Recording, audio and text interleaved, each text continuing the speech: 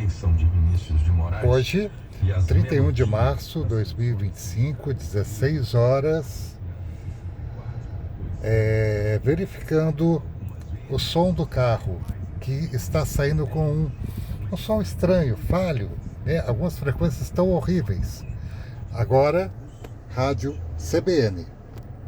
Havia um mendigo-chefe, o Carioca, e uma moça rica, que é a pobre menina rica, ela é pobre por uma razão e rica por outra, se apaixona por esse Alto-falante mendigo, esquerdo, dianteiro. né? Não pelo Carioca, por um outro mendigo que aparece, que é um mendigo poeta, um mendigo que toca, que sabe cantar e tal.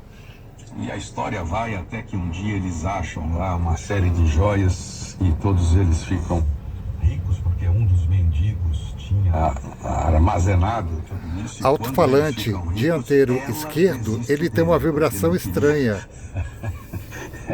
Ela não quer o rico, ela quer o pobre, né? É muito interessante a história. Vamos ouvir Sabe Você? É uma pergunta. Sabe Você, de Carlos Lira e Vinícius de Moraes, desse disco, Pobre, a peça Pobre.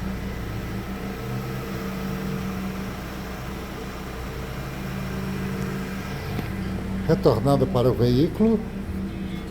Você já chorou de dor?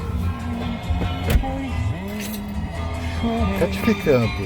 já chorei de mal de amor, já chorei de compaixão. Quanto a você, meu camarada. Equalizador. Adaptador. Vou fazer o assistente de voz falar que a voz dele e os bips também saem com ruído.